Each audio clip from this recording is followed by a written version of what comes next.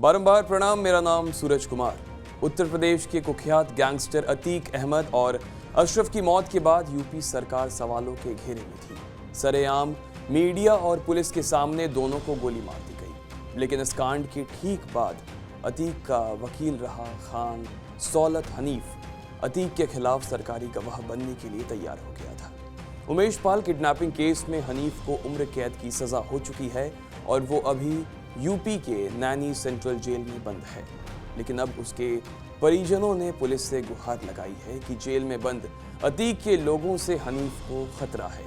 हनीफ के घर वालों ने पुलिस से उसकी सुरक्षा की गुहार लगाई है। उनका कहना है कि अतीक सिंडिकेट के साथ साथ उसे अतीक के दुश्मनों से भी खतरा है। अतीक अशरफ हत्याकांड से पहले जब हनीफ सरकारी गवाह बनने के लिए तैयार हुआ था तो उसने एक शर्त रखी थी। उसने कहा था कि वो सरकारी गवाह बनने के लिए तैयार है, लेकिन फिर आगे उसके खिलाफ कार्रवाई नहीं होनी चाहिए। खान सौलत सरकारी गवाह बनकर उसके नाम पर खरीदी गई अतीक की बेनामी संपत्तियों को बचाना चाहता था। वो घर से मिली पिस्टल में भी आर्म्स एक्ट का मुकदमा ना दर्ज करने की बात कर रहा था। इसी के बाद वो अतीक गैंग की नजर में आ गया।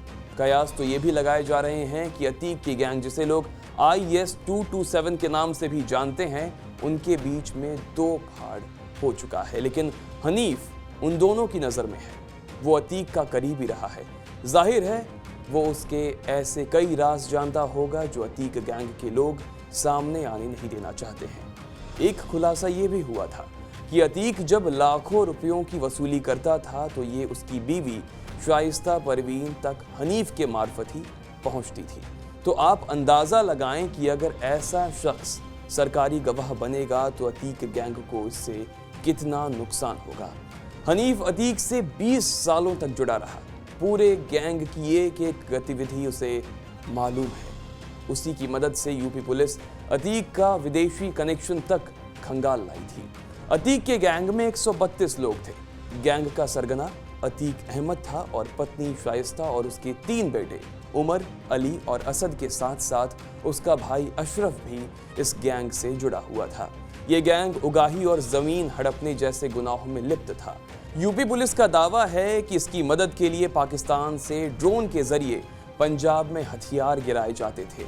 खुद अतीक ने कथित तौर पर पुलिस के सामने स्वीकारा था कि ISI ड्रोन से पंजाब में हथियार भेजा करता था और उससे जुड़े लोग उन हथियारों को उठाकर कुछ हिस्सा लश्कर के आतंकियों, कुछ खालिस्तानियों को दे दिया करते थे, जबकि 45 बोर पिस्टल, AK-47 और RDX जैसे कुछ हथियार अतीक के पास पहुंचा दिया करते थे।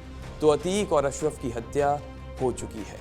हनीफ के जरिए यूपी पुलिस ने अतीक गैंग को लेकर कई खुलासे भी किए हैं। अब जेल में बंद हनीफ के लिए उसका परिवार यूपी पुलिस से उसकी सुरक्षा की मांग कर रहा है, लेकिन पुलिस अभी इस पर कुछ भी बोलने को तैयार नहीं दिखाई देती। उत्तर प्रदेश और उत्तराखंड की खबरों को जानने के लिए सुनते रहिए TV9 उत्तर प्रदेश उत्तराखंड।